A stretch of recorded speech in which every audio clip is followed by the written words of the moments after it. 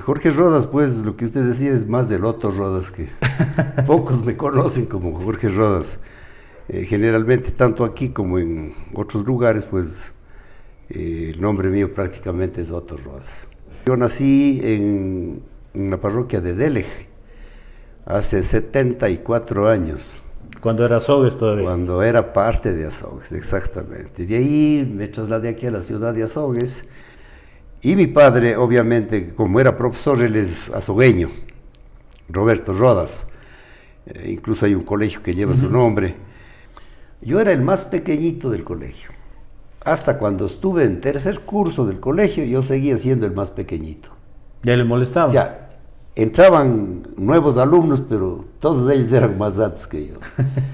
Pero como era tan inquieto, yo me acuerdo que recibía clases parado o hincado en la silla. ¿Cuándo dijo usted, quiero ser médico? Ya cuando estuve en segundo curso, tal vez.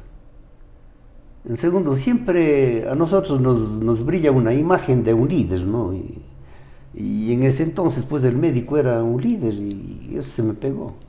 A mí, más que por médico, yo me hice por cirujano. ¿Usted quería operar? Yo quería operar a toda costa. Y eso lo hice con gran satisfacción, ¿qué le digo? Con bastante suerte, responsabilidad, qué sé yo. Y me tocó ir a hacer la rural en Ducur. Ducur, yo fui el que prácticamente instalé el centro de salud en Ducur. Increíble, porque en ese entonces éramos lo que llamamos todólogos. Yo como cirujano general incursionaba... ¿Operaba de todo? Todo. Y lo único que no he entrado al cerebro porque no tenía con qué. Entonces entraba al tórax, entraba al abdomen, entraba a heridas de extremidades. De todo, de todo, de todo. Yo hacía cesáreas, hacía prostatectomías, hacía vesículas, colecistectomías. ¿Qué sintió la primera vez que se le fue un paciente? Bueno, la culpa no era mía. La culpa era del anestesiólogo. O sea, yo antes de intervenirle, el paciente ya estuvo muerto. Era un niño de unos 12 años más o menos. Pero sí le han llegado los pacientes que dicen, tengo mal el tabique, pero con todo dará arreglando un poquito la ñata. Siempre dice. No puedo respirar bien, dice, doctor, una perfiladita. Es decir, yo jamás, por ejemplo, he hecho perder el año a un estudiante. ¿No ha perdido nadie como usted? Jamás. Solo uno perdió porque nunca asistió a clase. ¿Cuándo nace su pasión por las motos? Siempre me han gustado las motos, pero nunca he tenido la oportunidad de tener una. Peor, de manejar. Yo aprendí a manejar a los 65 años.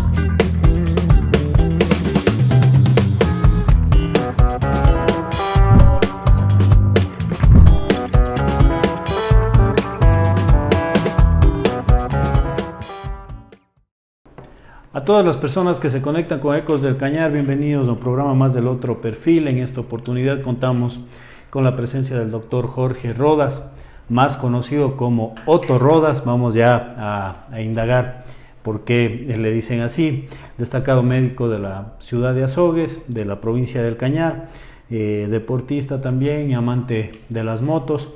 Y esta noche vamos a dialogar con el doctor. Bienvenido, muchísimas gracias por aceptar nuestra invitación. Quisiera empezar pidiéndole una definición personal. ¿Quién es Jorge Rodas? Muchísimas gracias por la invitación y buenas noches a ustedes y a toda la audiencia. Jorge Rodas, pues lo que usted decía es más del Otto Rodas, que pocos me conocen como Jorge Rodas. Generalmente, tanto aquí como en otros lugares, pues el nombre mío prácticamente es Otto Rodas. Sobre el asunto de mi vida, pues sabe que yo nací en la parroquia de Deleje hace 74 años. Cuando era Azogues todavía. Cuando era parte de Azogues, exactamente. De ahí me trasladé aquí a la ciudad de Azogues y terminé mis estudios primarios en la escuela Emilio Abad. Luego cursé el colegio Juan Bautista Vázquez y obviamente para estudios universitarios me trasladé a la ciudad de Cuenca. En la ciudad de Cuenca concluí mis estudios de médico general. Posterior a ello, pues al ejercer mi profesión, me dediqué a la cirugía general. Y también fui profesor de la Universidad Estatal de Cuenca durante más o menos unos 4 o 5 años. Una vez que me dieron el certificado de especialista de cirujano general, me vino la oportunidad de ir a hacer una especialidad en el extranjero. Entonces me fui a Italia. En Italia estuve poco más de 3 años haciendo la especialidad de otorrinolaringología, para hacer honor a mi nombre. ¿De dónde sale Otto? Otto, parece, según como me han conversado, mi propio nombre es Jorge Roberto. Mi padre se llamaba Roberto, en honor a él me pusieron el nombre de él. Entonces parece que mi primera hermana, chiquitita, pues no podía pronunciar bien Roberto y decía Otto, y se quedó el nombre de Otto. Y en esa época ya habían personajes que se llamaban Otto. Por ejemplo, habían unos grandes cómicos alemanes que eran Otto y Fritz. Y entonces a todo el mundo le gustó y sobre todo a mí me gustó el nombre de Otto y me quedé con ese, ¿Nunca ha pensado con ese cambiarse? apelativo. Digamos, cambiarme no, porque O sea, no, ya, es un ya que vaya en la ¿cierto? cédula Otto, nunca. No he pensado en eso, pero me hubiera gustado, sí me hubiera gustado. Por ejemplo, Otto Roberto, ¿ya? Pero ya no, a estas alturas ya no hay cómo hacer nada. ¿Qué tal Dele? ¿Cómo fue Dele cuando nació usted? ¿Pasó la infancia ahí o se Bueno, es uno de los recuerdos más hermosos que uno tiene, porque usted ahí conoce lo que es la libertad. Un pueblito tan pequeño de ese entonces, pues, y a pesar de que era una de las parroquias más importantes de nuestra provincia y una de las más antiguas, tierra de Luis Cordero, Octavio Cordero Palacios, etcétera y etcétera, ha tenido grandes personajes. Y ese aire de libertad de la infancia, en donde usted puede corretear por las calles, puede corretear por la plaza, eso es inolvidable. Y jugar con los amigos sin ningún tipo de cuidado, sentirse libre y feliz, muy feliz de haber nacido ahí y de haber vivido mis primeros años ahí. ¿Cómo era el Dele siendo parroquia? Porque ahora todos le conocemos el cantón, el centro, el Solano, pero ¿cómo fue el Dele siendo parroquia de Azogues? Así mismo como está ahora, pero no con las calles pavimentadas, obviamente todo era tierra. Recuerdo que en ese entonces no había la luz eléctrica y la novedad más grande es cuando se prendió el primer foco en Dele y todo el mundo gritábamos luz en Dele, luz en Dele. Era interesante.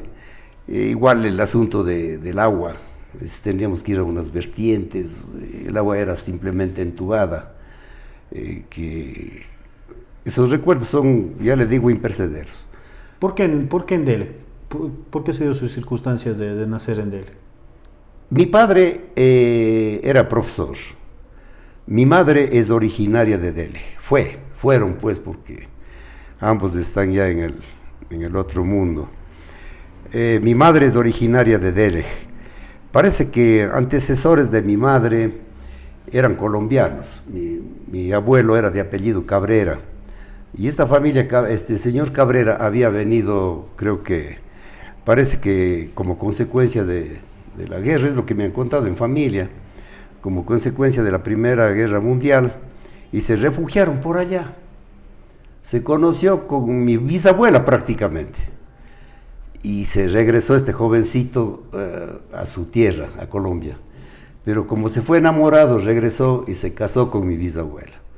Entonces ahí nacen mis abuelos, nace mi madre. Y mi padre, obviamente, como era profesor, él es azogueño, Roberto Rodas. Incluso hay un colegio que lleva su nombre.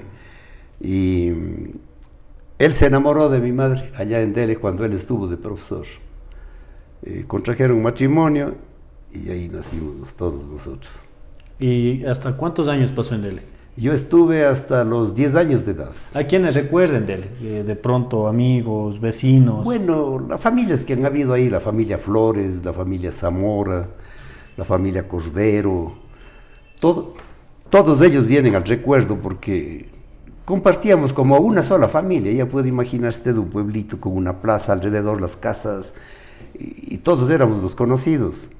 Y yo recuerdo que mi madre era telefonista en ese entonces, y teníamos que llevar los mensajes porque antes se mandaban las manivelas con timbradas largas, cortas. Decía, por ejemplo, una timbrada larga y 3 cortas era Dele, timbrada y 4 cortas era Solano, qué sé yo, y llegaban los telegramas. Entonces los telegramas llegaban y como yo era niñito pequeñito, cogía el telegrama e iba a entregar en las casas. Mensajero. Eso, como mensajero. Eso es lo que yo recuerdo de mi infancia. ¿Pero su mamá le pedía que vaya a dejar o...? Claro. ¿O usted colaborando, metidito, como se dice comúnmente? Bueno, mi mamá decía, pues anda, deja esto. Y me gustaba porque regresaba con propina.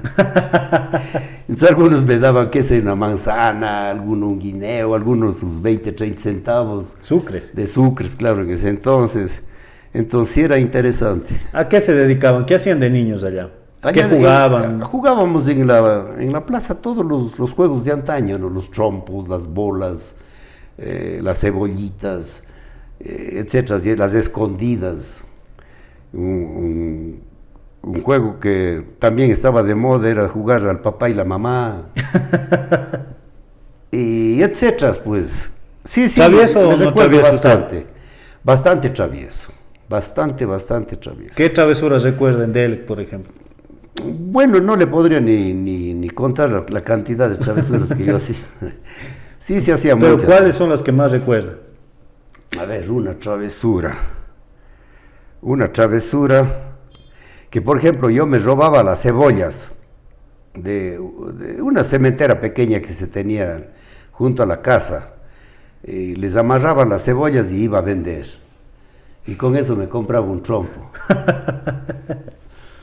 ¿Y en qué escuela estudia ahí? Ahí se llama la escuela Octavio Cordero Palacios.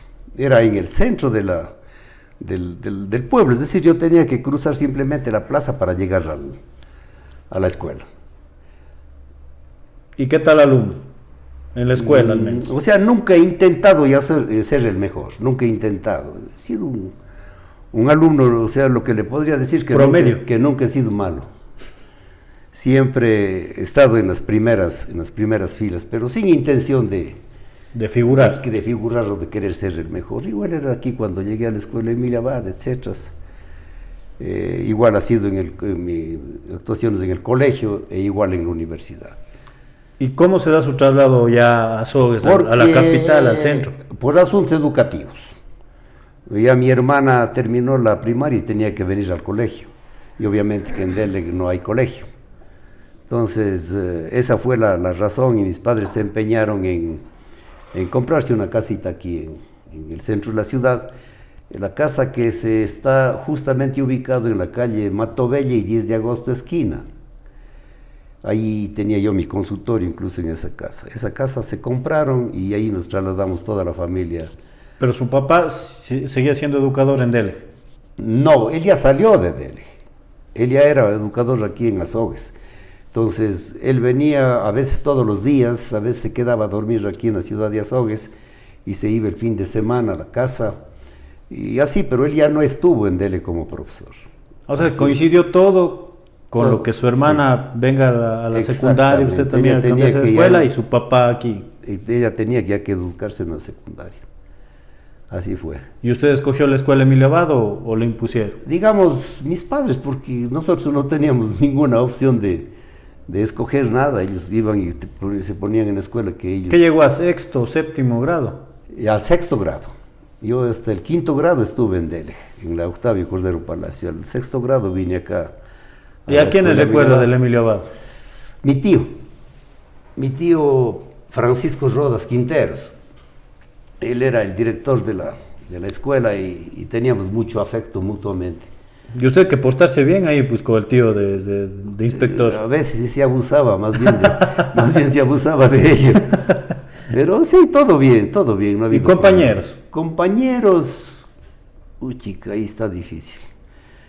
Compañeros, había un niño Hidrobo, había Marco Vélez, había unos hermanos Ávila, Bolívar Palacios, Gastón Hidrobo, de los pocos que me recuerdo. ¿Y cómo fue esa transición? Salir de Dele, venir acá a pleno centro, ¿qué empezaron a hacer ustedes para ser amigos? Sí fue un poco duro, porque era un cambio en ese entonces un cambio medio brusco de venirse de una parroquia a una ciudad. Otro tipo de escuela, otro tipo de profesores, pero... El ambiente mismo. El ambiente diferente, otros amigos, a conocer otras personas. Eso implicaba un poco de estrés incluso, pero uno se adaptó pronto y no he tenido inconvenientes. ¿Ya a qué colegio va? De ahí me fui al Colegio Juan Bautista Vázquez. Escogido por usted, pero o su papá también.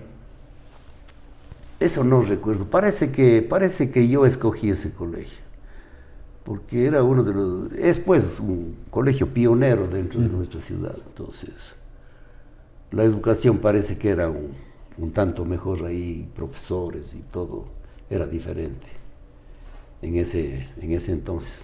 ¿Y a quiénes recuerda del colegio? Amigos del colegio. Sabe que tenemos una flota de amigos que nos graduamos en el colegio. Entonces, ¿Y todavía se reúnen? Nos reunimos con mucha frecuencia. A raíz de que hubo un gran desfile de todas las promociones, en el 2016-17 creo. Más o menos por ahí, sí.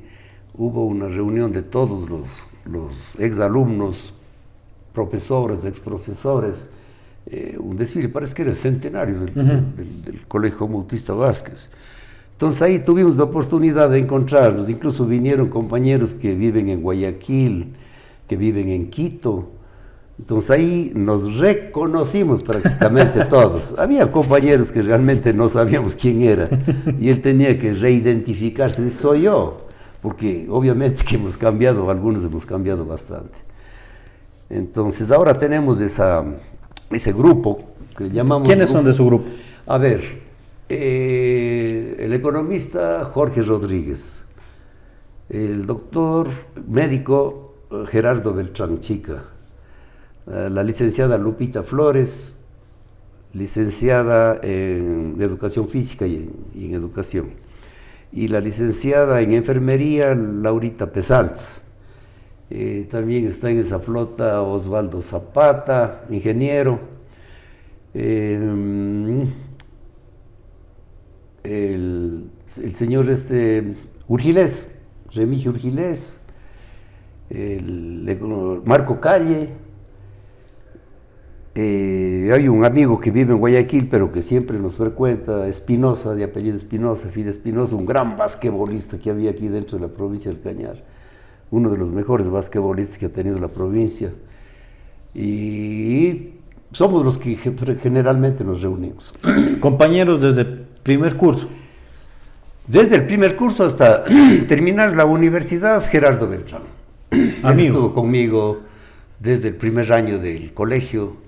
Terminamos iguales, entramos a la universidad, a la Facultad de Medicina, terminamos iguales. Amigo entonces, de toda la vida. Sí, bastante amigo. Y realmente esto es interesante porque, al menos en una apreciación personal, yo creo que la mejor amistad que existe es la del colegio.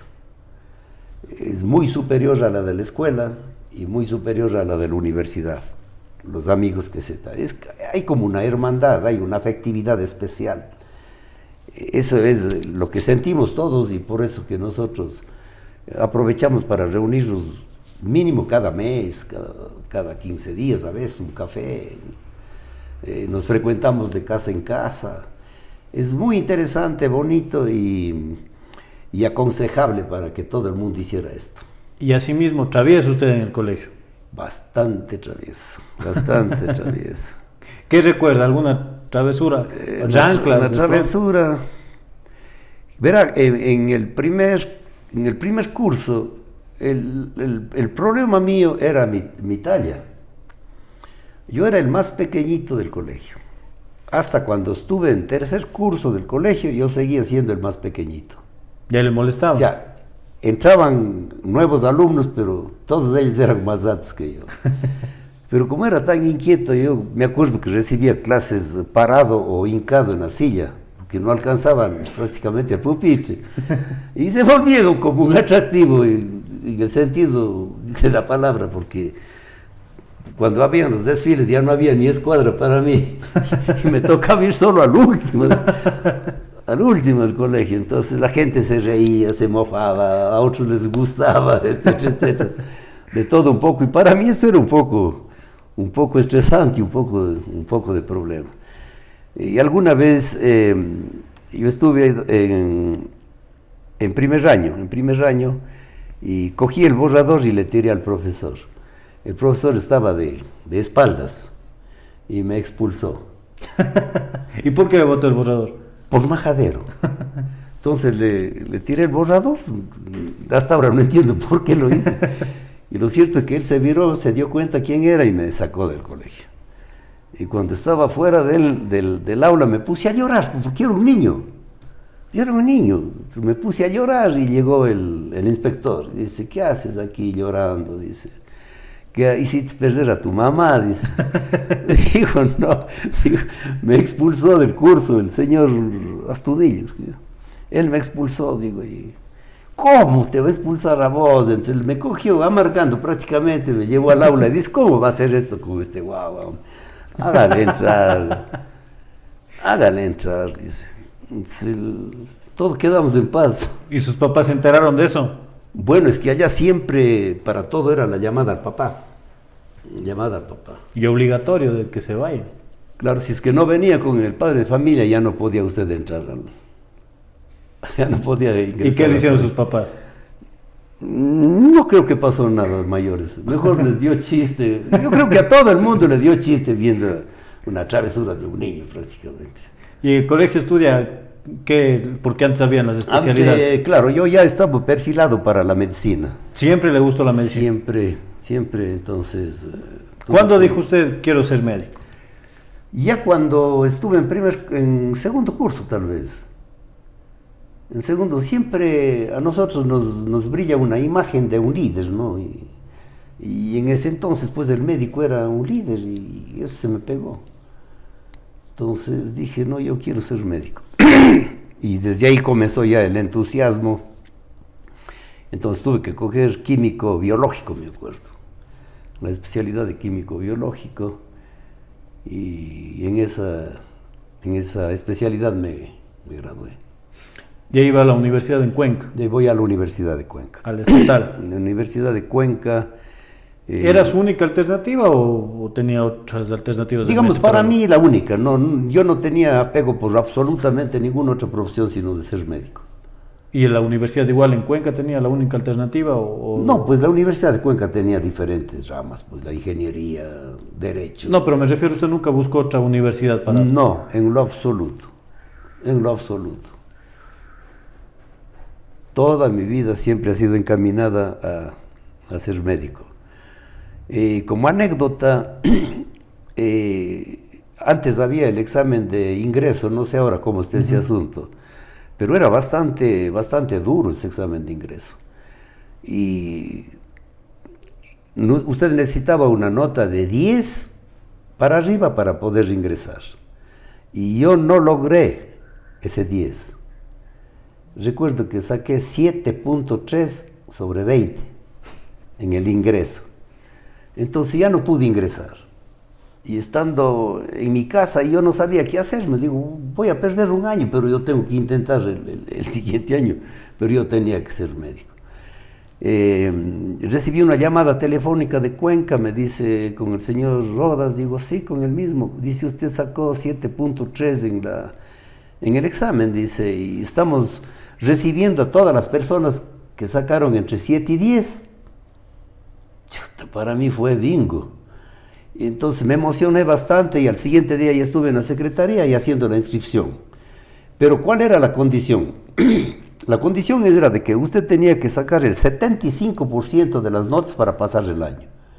En tanto, los que ingresaron directamente únicamente necesitaban el 60%. Pero nosotros, recuerdo el nombre que nos pusieron, los condicionales. Los condicionales. Entonces, 75% tuvimos que sacar. Yo no en eso ya no tuve ningún problema. Porque además era algo que le gustaba. Que me entró el capricho más que todo. Dije, no, yo no puedo ser un condicional. Y realmente me dediqué a... ¿Sus padres le apoyaron que estudie medicina? Absolutamente. Ellos siempre han apoyado lo que nosotros queríamos. Eso sí recuerdo. Es decir, jamás a ellos se les ocurrió decir, entra a esto. Sé profesor como de yo. Lo que yo recuerdo, de lo que yo recuerdo. Entonces, ¿qué quieres ser vos? Yo quiero medicina. De Cuenca. Otro mi hermano decía, yo quiero ser ingeniero, geólogo, que no había por acá. Fue a Quito. Otro hermano decía, quiero ser marino. Entra a la marina. Y no le gustó cómo les trataban y se salió de la marina. También se fue a Quito. Y así, todos mis hermanos habíamos escogido los caminos que nosotros queríamos. ¿Y en Cuenca ida y vuelta o se fue a radicar en Cuenca? Yo me radiqué en Cuenca. El estudio de la medicina era demasiadamente duro. Demasiadamente duro. Teníamos un horario completo, no teníamos tiempo que perder. Recuerdo que toda la semana nosotros teníamos que arrendarnos un cuarto en la ciudad de Cuenca, buscar en dónde comer. ¿Y con su amigo Beltrán, con el doctor Beltrán o no? Claro, él también en las mismas circunstancias, ¿no? Todos teníamos que radicarnos en Cuenca si quería estudiar medicina. No así, por ejemplo, yo veía en las otras facultades que ellos iban en los buses que les trasladaban a las 7 de la mañana, asistían a clases y regresaban a la ciudad. Pero nosotros eso no podíamos hacer, porque ese tiempo era precioso porque teníamos que estudiar muy, muy duro. Recuerdo en el segundo año de medicina, nosotros dábamos exámenes cada semana. Cada semana teníamos que dar un examen, fuera de las lecciones que eran diarias. Y al final de la semana, nosotros bastante cansados, me acuerdo, dábamos los sábados del examen. Y muchas de las veces teníamos que poner los pies de una lavacara de agua fría a las 3, 4 de la mañana, para no dormirnos y concluir el estudio. Cada semana, ¿verdad? Y después venían los exámenes bimensuales, exámenes del fin de año, y etcétera, que ahí eran mucho más duro. Yo recuerdo que en anatomía nosotros estudiábamos tanto en español como en latín. Teníamos que sabernos de memoria la anatomía. Y eso nos fortificaba, nos endurecía y nos disciplinaba sobre todo. De tal manera que el que pasó el segundo año ya no tenía absolutamente ningún problema porque las otras asignaturas ya no eran absolutamente... Anatomía fue la materia más difícil que le tocó. Más difícil, era terrible en anatomía en nuestra época. ¿Y usted de la medicina? El profesor es azogueño, era azogueño, el doctor Orlando Regalado. Él es tío de la familia Crespo Regalado. Él era el duro de la anatomía. Entonces, él nos inculcó todo eso que a mí me sirvió para toda la vida. Incluso cuando yo me fui a Italia a hacer la especialidad, el latín me ayudó increíblemente en el asunto de aprendizaje médico. ¿Y usted en la medicina, de qué se iba perfilando? ¿Medicina general o qué rama le empezó a gustar? Ahí hay otra anécdota. A mí, más que por médico, yo me hice por cirujano. ¿Usted quería operar? Yo quería operar a toda costa. Y eso lo hice con gran satisfacción, ¿qué le digo? Con bastante suerte, responsabilidad, qué sé yo. Entonces, desde los primeros inicios ya de profesional, yo cogía la rama de la cirugía. Y mis primeros años lo hice en la ciudad de Cañar, como médico residente. Y el único residente que se hizo cargo de la cirugía era yo. Entonces operaba, pero no bajo mi responsabilidad, sino que yo llevaba a profesores de Cuenca. a diferentes especialistas. Por ejemplo, tenía una vesícula, entonces llevaba a un profesor de Cuenca que opere la vesícula conmigo. Tenía un problema nefrológico, un riñón, por ejemplo. Entonces llevaba a un urólogo para que opere conmigo. Y ellos iban gustosos porque todos ellos eran profesores de la universidad. Y como tal, ellos llevaban a los estudiantes allá para que, o sea, pero usted dirigiendo había una todo. simbiosis, claro, o sea, yo era el que invitaba a los profesores. Y los ellos le apoyaban nada más. Me apoyaban, venían, pero gustosos porque ellos también iban como un paseo, se iban con los alumnos, daban clases ahí a los alumnos y todo, y en todas las cirugías era conmigo, porque no había otra persona que se interese en hacer cirugía. Ese trámite lo llevé un poco más de 3 años. ¿Cómo fue su primer paciente? Porque me imagino que no se debe olvidar del primer paciente, o el primer caso que recibió ya, no sé si de médico internista o ya en la medicina rural. Verá, antes de graduarme de médico, justamente con mi amigo Gerardo Beltrán, me dice, vamos a trabajar en la Troncal. Vamos a trabajar Pero ya en los últimos años ustedes. Ya en el último año, en las vacaciones del último año. Entonces me dice, digo, encantado, vamos. Digo, ¿vos conoces a alguien? Sí, dice, ahí hay un doctor que me puede ayudar. Bueno, lo cierto es que llegamos y nos niegan, pues nos dice donde el amigo de mi amigo era ya médico y decía, él me va a dar aquí chance para que pueda yo ejercer la profesión. Entonces dice que no, que él necesita, pero ya médicos graduados. Entonces a lo que regresábamos, le digo, oye, vámonos al Triunfo a ver qué pasa. A un señor que nunca le he conocido, le digo, sabe que yo soy estudiante de 6º año de medicina y quisiera trabajar aquí, más que como trabajar, ayudar, ¿no?, en algo para y aprender mis vacaciones. Y el doctor me dijo, bueno, un doctor Mancero, apellido Mancero, famoso de la clínica Mancero, me dice, no hay problema, dice, yo necesito una persona que me acompañe las noches, porque yo ya estoy cansado y yo ya no puedo levantarme a atender en la noche. Le dije, qué bueno, pero me hace las pruebas, pues. No es que ¿A los dos o solo a usted? Solo yo. ¿Y qué pasó con su amigo? Con el amigo mío creo que no le gustó, no sé. Esa parte no recuerdo, pero creo que... Él se regresó. Él vio en mí, este doctor Mancero. Entonces dice, verá, usted va a coger de 6 de la tarde, etcétera. Pero antes de eso, había un paciente que estaba atravesado el dedo con una astilla, ¿no? Cosas que se quedan en el disco duro. Y la señora de él era enfermera, la señora del médico. Y ella sí intentaba sacar. Yo ya estaba puesto el mandil y todo ya. Para la prueba. Supuestamente. Entonces le cojo, le digo, señora, ¿quiere que le ayude?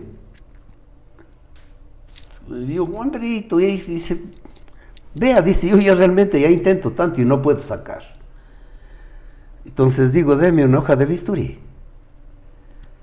Porque a mí se me ocurrió cortarle el dedo, sacar la astilla y ponerle un punto y se acababa el problema. Sencillo. Sencillísimo. Entonces cojo, digo, deme una hoja de bisturí. La señora se sorprendió, obviamente, la licenciada. Dice, bisturí, ¿para qué quieres? Cojo y le corto, le saco la astilla, le limpio bien y le pongo, creo que un par de puntos. Se impresionó la señora. Dijo, formidable, ¿cómo? ¿Con qué facilidad? Que yo aquí estoy 1 hora y no podía sacar. Le comunicó al marido. Dice, esto hizo. Entonces parece que él se convenció de eso, ¿no?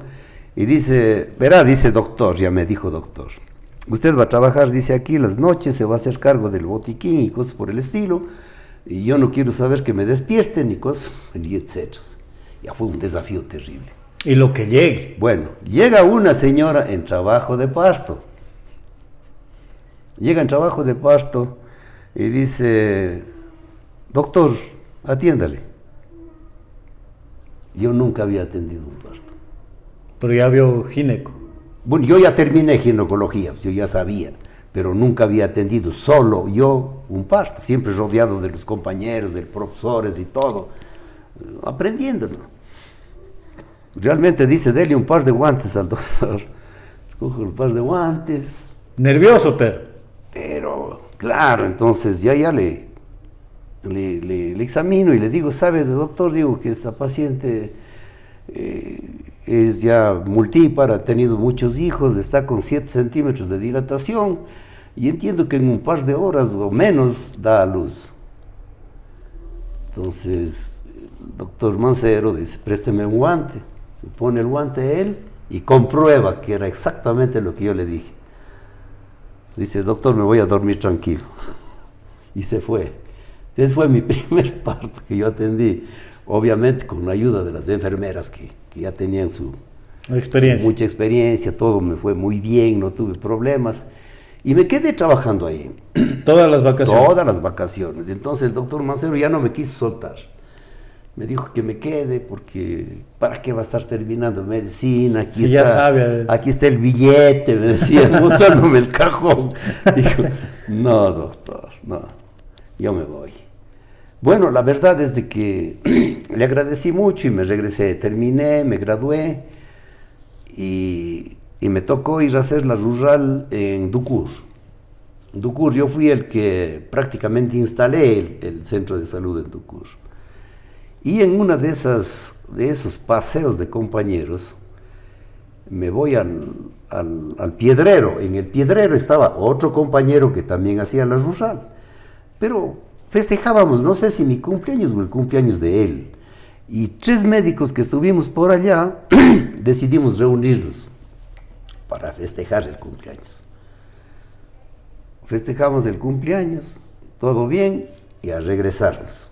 Tenía que regresar a mi Ducur. Y sabe que me pasó un accidente terrible. En altas horas de la noche, que yo regresaba ya cruzando el Triunfo, se me cruzan un poco de gente.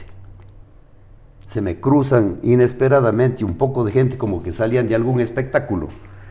Y el momento en que yo pisé el freno, prácticamente ya no tenía freno en mi carro, por lo que había cruzado un río viniendo del Piedrero.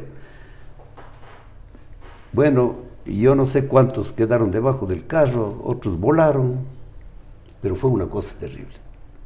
¿Usted manejando? Manejando. Chuta, digo, nada, paro el carro, y mi desesperación y mi ansiedad era que era ya primero otra provincia. Y segundo, ¿qué es lo que pasó? Mientras yo estaba en esa incertidumbre, se acerca un policía y me pone el revólver en la ventana del carro y dice, señor, tenga la bondad de bajarse. Y ya no hubo nada que hacer. Y me llevo preso. Los supuestamente muertos y heridos estaban debajo del carro algunos, otros estaban medio lesionados por ahí, con una suerte terrible.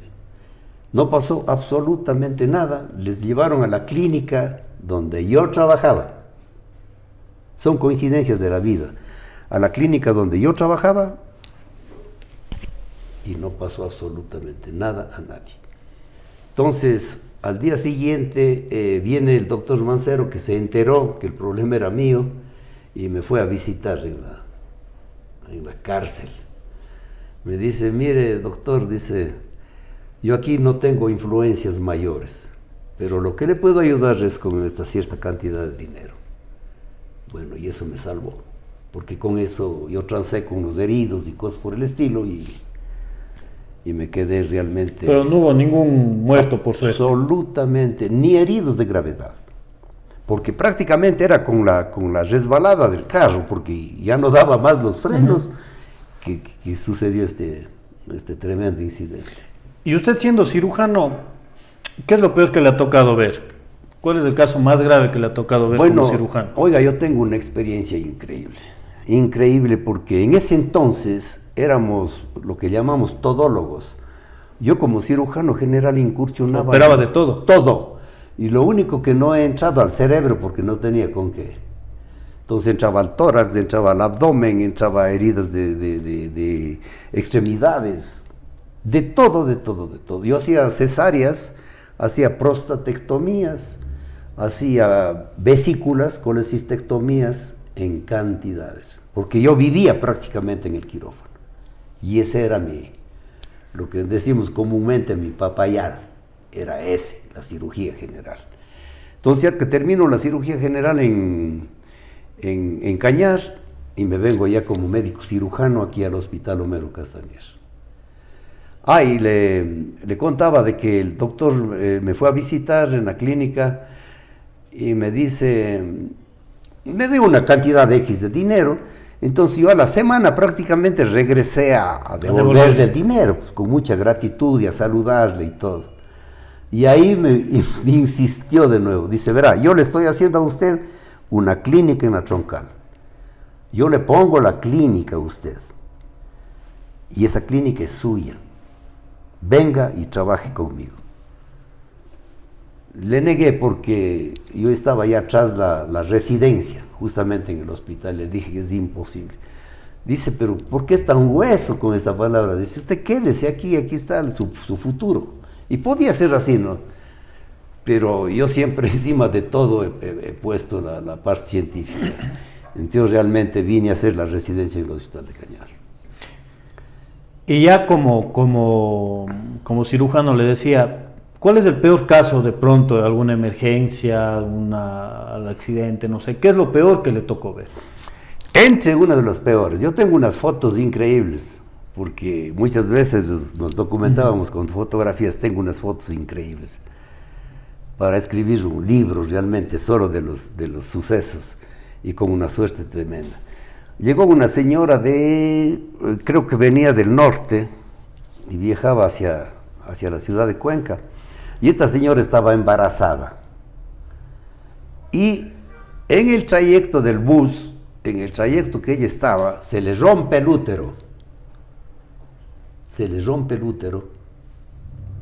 Y justo entra a pocos kilómetros del hospital donde estaba yo, llega la señora. Y prácticamente estaba chocada ella. Entonces, ya viendo el cuadro clínico y todo lo más, tenía que urgente operarle. Y verá que nosotros teníamos prácticamente como anestesiólogo una enfermera prácticamente. No era un profesional de la anestesiología en ese entonces. Así. Entonces, bueno, le entramos y lo que tenía que abrir a toda costa, antes que se muera, tenía que abrirle el abdomen a ver qué ha pasado adentro. Efectivamente, le abro el abdomen y todo, el útero estaba hecho pedazos. Y el niño ha salido ya del útero, ha salido ya de la cavidad uterina. Tuve que sacarle al niño, etcétera, etcétera. Y para que evite más sangrados, le empiezo a suturar todo el útero, porque yo debía haberle hecho una histerectomía, es decir, sacarle el útero, pero no estaba yo preparado para sacar un útero. Entonces le cosí el útero, lo que yo digo, quedó como una pelota de indoor, tanta sutura que tenía por todo lado el útero, y estaba vivo el útero, porque cuando yo le inyecto una cierta sustancia que contrae, el músculo se contrajo tranquilamente y quedó sin sangrar. Y no pasó absolutamente nada. La señora se recuperó perfectamente. Como precaución le hice una ligadura para que ese útero ya no estaba en condiciones de tener un embarazo. Entonces llegó el profesor mío al siguiente día y realmente se quedó sorprendido de los resultados de la señora. Y yo decía, por ejemplo, si es que continúa el proceso, yo así con el abdomen abierto hubiera tenido que viajar en la ambulancia a un centro de especialidad, a Cuenca, para que le hagan la histerectomía. ¿Y salvó el bebé también? No, pues el bebé ya estaba muerto, pues. Claro, ¿cuánto tiempo estaría el bebé fuera de la cavidad uterina? Entonces, esa es una de las cosas más dramáticas que yo he tenido, digamos, por la inexperiencia de esos años. Y de pronto sí le ha tocado los casos en los que dice, podía haber hecho un poco más para salvarle. No, porque uno siempre hace todo lo que puede. Nunca se ha frustrado por algo que lastimosamente se... el paciente falleció. Nunca. Nunca se quede ese remordimiento, porque si hace uno lo que puede, a conciencia y a sapiencia, hace lo que tiene que hacer. Al menos hablo en mi condición. Es decir, jamás he cometido un error. Lo que no he podido o lo que no he estado preparado para hacerlo, no lo he hecho. Lo he hecho, pero amparado por un profesor. Entonces, así me formé y así llegué acá al hospital de Don ¿Qué sintió la primera vez que se le fue un paciente? Bueno, la culpa no era mía. La culpa era del anestesiólogo. O sea, yo antes de intervenirle, el paciente ya estuvo muerto. Era un niño de unos 12 años más o menos. Un niño de unos 12 años. Entonces, la mamá me entregó al niño y me dijo, el presentimiento de madre, me dijo: doctor, yo le entrego a mi hijo muerto. Le dije: tranquilícese, es una inyección que le pusimos porque el niño estaba demasiadamente inquieto. Recuerdo se había metido una astilla en la garganta, se le clavó una astilla y ahí se hizo como un absceso. Entonces yo tenía que abrirle todo eso para drenar el absceso, sacar el pedazo de astilla que había quedado ahí, y el anestesiólogo, no sé qué le pasó, no pudo entubarle, qué sé yo. Se fue el chiquitín. Entonces yo me quedé conversando afuera incluso con la mamá. Le digo, tranquilizándole a ella, le dije que... ¿Cómo dar una noticia de esas? Pero espérese, es que la mamá ya me dio muerte según ella. Entonces le cojo y le digo: vea, tranquilícese, no pasa nada, yo ya entro, le opero, etcétera, etcétera, etcétera. Y la señora ya no se quedó tranquila. A lo que yo ingresé al quirófano, ya le vi al niño muerto. Y desesperado, el anestesiólogo ahí, que quería hacer cosas, que botaba cosas, sí, estaba desesperado. Entonces, cuando yo me acerqué, ya estaba muerto. Y la desesperación, incluso me acuerdo de este anestesiólogo, me dijo: pero ya opérele. Y digo: ¿cómo le voy a operar si no le entuba? Yo no puedo operarle. Entonces, eso es lo que sucedió. Y este niño había sido ahijado de un gran periodista. Esto fue en la clínica Sogues. Y bueno, yo tuve que ir a aclarar la situación y cosas por el estilo a nivel de la prensa. La señora, cuando yo salgo prácticamente enseguida a informarle que el niño realmente ya ha muerto. Entonces me vio la cara la señora y me dijo: doctor, yo sí le dije, o sea, no necesité avisarle. Y la señora me dijo: doctor, yo sí le dije, mi hijo está muerto. Entonces, yo sé que usted no tiene nada que ver, incluso me dijo. Pero es súper, súper doloroso. Se necesita un tino especial. Aquí este caso fue diferente porque, insisto, la mamá ya sabía lo del problema. Y otros insucesos, ¿no? Sabe que no he tenido. ¿Y cómo nace la otorrinolaringología? Yo soy bastante creyente del destino. Una persona nace para hacer lo que tiene que ser. Yo nunca soñé ser otorrinolaringólogo, nunca. Incluso es una especialidad bastante complicada, tediosa, hasta el mismo nombre es complicado. Entonces, no se me pasó por la mente jamás ser otorrinolaringólogo. Y en el Hospital Homero Castañer no habían, digamos, yo fui el primero y único otorrino que llegó aquí a la provincia. Y en el Hospital Homero Castañer, nosotros, en la dirección del doctor Víctor Miguel Crespo, llamaba a él un cirujano de otorrinolaringólogo de Cuenca para que solucione problemas en el hospital. Generalmente eran amígdalas, generalmente. Quedé operando unas amígdalas. Entonces, venía el médico de Cuenca, le operaba aquí en el hospital, él traía su instrumental quirúrgico y todo lo demás, sacaba sus amígdalas y obviamente tenía que ir cobrando. Que en ese entonces, digamos, y actualmente en los hospitales es totalmente prohibido. Entonces, por decirle algo, verá, una cirugía de amígdalas costaba 10.000 sucres. Y el señor cobraba 3.000 y se iba tranquilo ya, operándole al paciente. Pero que era plata. Denunciar. Empezaron a denunciar, entonces ya le denuncian al uno, al otro, ya que no quedó un solo otorrino que venga a querer operarlos. Entonces me ocurre a mí, le digo, oiga, Víctor Miguel, ¿por qué no hacemos una cosa? El problema grave de aquí del hospital es amígdalas. Yo me voy a preparar para sacar amígdalas. Pero usted solo pensando seguir siendo cirujano. Pero lógico. Amígdalas nada más. O sea, mi cirugía más amígdalas, que era el problema. Entonces, le encantó la propuesta y me dice, este rato voy a llamar a Cuenca. Llamó a Cuenca, yo conversé con un amigo otorrinolaringólogo, me dijo, encantadísimo, véngase. E hice mi entrenamiento en el hospital del seguro, que ahí trabajaba este amigo mío, hablamos con el director del seguro y entré a aprender a sacar amígdalas. Creo que estuve un par de meses. Entonces, cuando ya terminé mi preparación, vine y comencé a sacar amígdalas.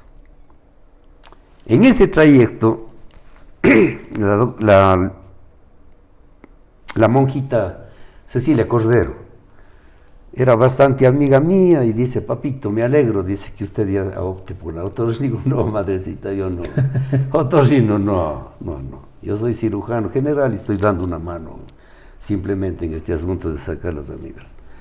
Entonces, en ese trayecto llega un señor de Italia, un señor de Cuenca, de apellido Arízaga, me acuerdo. Y le dice, Madre Cecilia Cordero, le dice, oye, fulanito, sabes que tengo un amigo que quiere ir a hacer una especialidad en Italia, pero eran solo pasantías. Es decir, la pasantía era 6 meses, eran solo pasantías. Se le dice, encantado. Manta, le dice, yo aquí incluso los primeros días les recibo en mi casa, y, o sea, todo bien, así es la vida. Entonces, dice, papito, váyase a hacer la especialidad. Digo, pero es que yo no quiero, pero entonces avíseme para mandar a otro. Híjole, digo, no. Si quiero. Ya digo, voy, pero entre mí, yo iba a hacer cirugía mismo allá, es decir, yo allá hablo y, bueno, lo cierto es que ya las cosas no se dieron.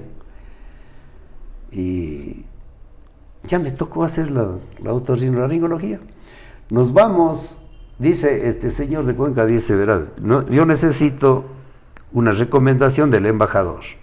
Y Madre Cecilia había sido bastante amiga del embajador.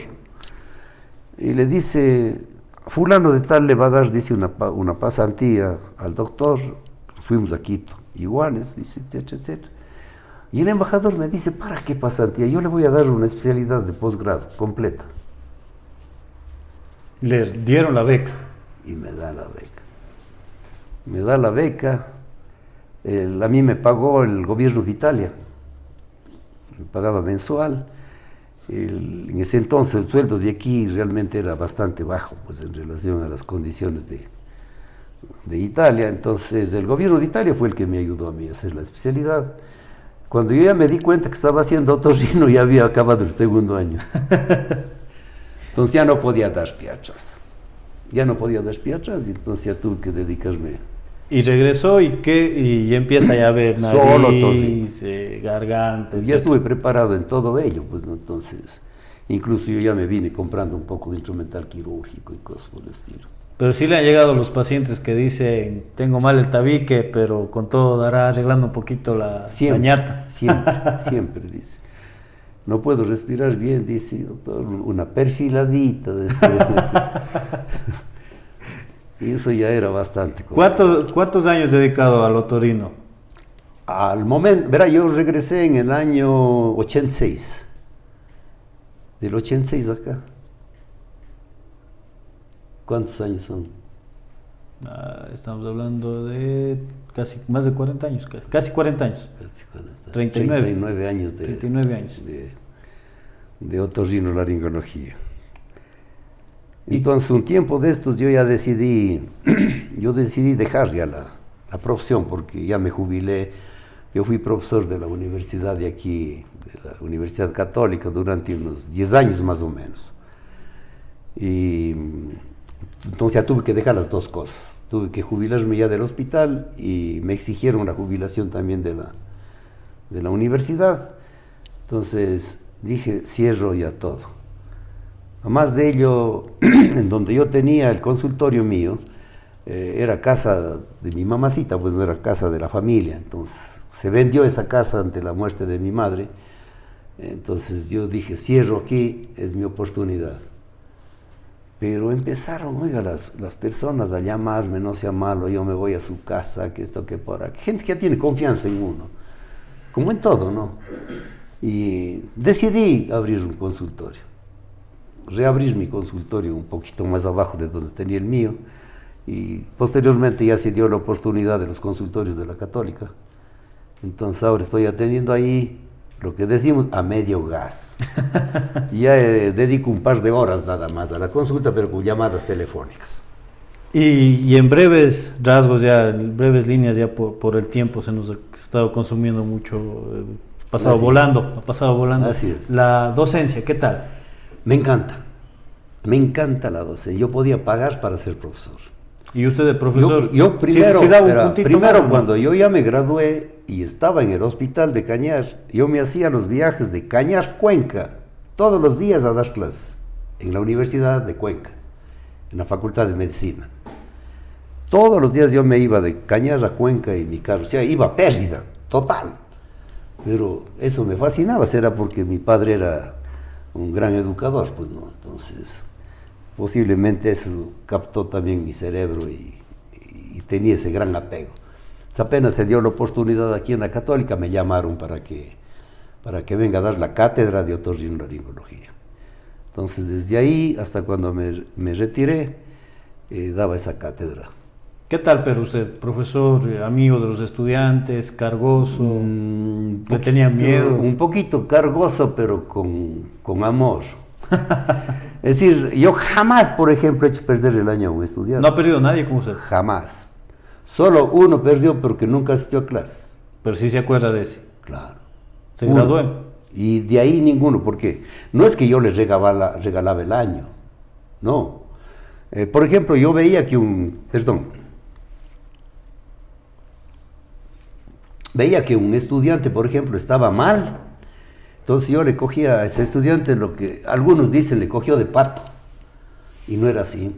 Yo le cogía para que él se gane el año y no nos regalarle. Entonces le decía, a ver, mañana das la clase vos, mañana me traes esto, mañana me presentas este otro. Y le tenía ahí mismo hasta que tenía que pasar el año ese señor. O sea, nunca me ha gustado a mí hacer perder el año. Peor, en circunstancias de maldad, nunca ha habido, nunca. ¿Y las motos? Ese es otro placer de la vida, ¿no? ¿Cuándo nace su pasión por las motos? Siempre me han gustado las motos, pero nunca he tenido la oportunidad de tener una. Peor, de manejar. Yo aprendí a manejar a los 65 años. Aprendí a manejar moto a los 65 años. ¿Hace 8 años? Claro.